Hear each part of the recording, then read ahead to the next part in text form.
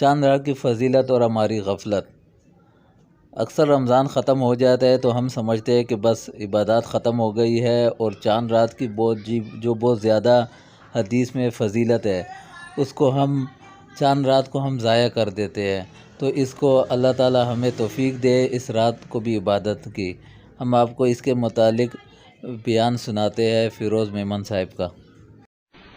حضرت صلی اللہ علیہ وسلم نے ارشاد فرمایا جو عید کی دونوں راتوں کو زندہ کرے، بقرہ عید اور عید سعید، ذرا سننا حدیث پاک مزہ آ جائے گا، تو یعنی شب بیداری کا اہتمام کرے اپنی طاقت اور صحت کو دیکھ کر، چاہے صرف 2 نفل ہی پڑھ لیے عید کی رات کو، چاہے عید کی نماز رات کو عشاء کی نماز جماعت سے پڑھی، تھکا ہوا ہے، بیمار ہے، ذوف ہے، سو گیا اور ارادہ تھا کہ عبادت کروں گا، سو گیا۔ دین کتنا آسان ہے، صبح فجر کی نماز جماعت سے پڑھی، ساری رات عبادت میں لکھی جائے گی۔ اور جو مارکیٹوں میں دھکے کھا رہے ہیں، ٹکرا رہے ہیں، آنکھوں کا زنا کر رہے ہیں، نبی کی بددعا لے رہے ہیں، اور جناب عبادت پورا مہینے کی فکر نہیں کی، لعلکم تتقون، اور اس کی بڑی فکر ہے کہ کیا کھائیں گے، کیا پکائیں گے۔ چلو کھانا پینا منع کہاں ہے، جائز۔ تو جب اللہ تعالیٰ ایک کیڑے کو رزق دے رہا ہے، پھر یہ کہنا، تو اللہ ہمیں رزق نہیں دے گا کلمہ پڑھنے والوں کو؟ خرچے کم کریں تو پتہ چلے گا کہ کس طرح پورا ہوتا ہے۔ اللہ تعالیٰ اس کے دل کو جو راتیں زندہ کرے گا، یعنی عبادت کرے گا، اللہ تعالیٰ اس کے دل کو اس دن زندہ رکھیں گے جس دن لوگوں کے دل مردہ ہو چکے ہوں گے۔ یعنی عید کی راتوں کو بھی غفلتوں میں، ناچ گانے میں، بازاروں کی نظر، چہل پہل میں ضائع نہیں کرنا چاہیے۔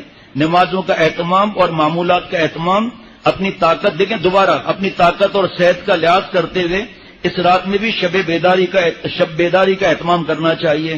عید کے دن کے اعمال میں یہ باتیں مسنون ہیں کہ عید کی فجر میں اپنے معمول سے ذرا جلدی اٹھنا، اچھی طرح غسل کرنا، غسل کرنے میں غسل کی تمام سنتوں اور آداب کا خیال رکھنا، اچھی طرح مسواک کرنا، اور اپنے کپڑوں میں جو سب سے اچھے ہوں ان کو زیب تن کرنا۔ اب دوسری حدیث پاک، 21ویں شب، 23ویں، 25ویں، 27ویں، 29ویں، اور یاد رکھنا عید کی رات بھی عبادت کی رات ہے، عید کا دن بھی عبادت کا دن ہے، اور اس دن مزدوری ملتی ہے۔ اور مزدوری کس کو ملتی ہے بھائی؟ جس نے کام پورا کیا نا۔ حضور صلی اللہ علیہ وسلم فرماتے ہیں صحابہ رضوان اللہ علیہ مجمعین سے، جو مزدور اپنی مزدوری پوری کر لے اس کو کیا دیا جائے؟ نبی صلی اللہ علیہ وسلم انعام دیا جائے۔ اللہ تعالیٰ فرماتے ہیں گواہ رہنا کہ میں نے سب کو بخشایا کر دیا۔ وہ کون؟ جو رمضان شریف کی بددعا سے بچے حضور صلی اللہ علیہ وسلم کی۔ ہلاک وہ جس کو رمضان ملے اور اپنی مغفرت نہ کروائے۔ تو ہم نے 21 روزے ہو گئے، مغفرت کا سامان کیا، گھر سے کیبل کے جنازے نکلے، گھر سے نیٹ کا اور ٹی وی کا جنازہ نکلا، زیادہ سے زیادہ تیر مار دیا تو بند کر لیں گے کہ عید کی رات کو کھولیں گے، یا اللہ مجھے معاف کر دے، اللہ 4 شرطوں کے ساتھ توبہ کر رہا ہوں۔ اللہ تعالیٰ کو نیت معلوم نہیں ہے کہ عید کی رات کو کھلے گا؟ اعتکاف میں کتنے دوست بیٹھتے ہیں، کتنی مسجدوں میں اس غلام کا بیان ہوتا ہے حضرت کا۔ کل بھی ایک مسجد میں بیان تھا، اور وہاں پر اعتکاف والے جہاں بلاتے ہیں بہت محبت کرتے ہیں ماشاءاللہ۔ ان سے میں پوچھتا ہوں کہ آپ اعتکاف میں ہوتے ہو، آپ چائے بھی پی رہے ہیں، افطار کہری جو بھی ہے، کھانا بھی کھا رہے ہیں، پانی بھی پی رہے ہیں، اور آپ جو ہے منہ بھی دھو رہے ہیں، شیر کیوں نہیں کرتے؟ آپ کا دل گواہی دیتا ہے کہ حرام ہے یہ، تو پھر عید کی رات شیر کیوں؟ عید کے اللہ تعالیٰ کو نہیں معلوم کہ میرا بندہ اعتکاف میں رو رہا ہے، عید کی رات کو شیو کرے گا یا عید کی نماز کے بعد شیو کرے گا اور 24 گھنٹے کا گناہ اپنے سر پر ڈال دے گا؟ اللہ کو نہیں معلوم یہ باتیں؟ کاش کے الفاظ نہیں جو آدمی بیان کر سکے، جو میرے دل میں اتر جائے، ہم سب کے دل میں اتر جائیں کہ رمضان شریف میں گناہ کر رہے ہیں، کتنا بڑا خطرہ، اپنے ماں بہن بہو بیٹیوں کو شرعی پردہ نہیں کر رہے، کتنے بڑے گناہ میں ہم مجرم اور شریک ہو رہے ہیں۔ 4 شرطوں کے ساتھ۔ اور تیسری بددعا کیا کہ ماں باپ ملے بڑھاپے میں، یا صرف بابا یا صرف اماں، اور ان کی خدمت کر کے اپنی جنت نہ بنائے۔ حضور صلی اللہ تعالی وسلم نے فرمایا آمین۔ جو 11 مہینے اپنے ماں باپ سے بدتمیزیاں کرتے ہیں، 1 مہینہ بدتمیزی چھوٹ جائے گی۔ ہاں پکا ارادہ کریں، 4 شرطوں کے ساتھ کریں تو معاملہ الگ۔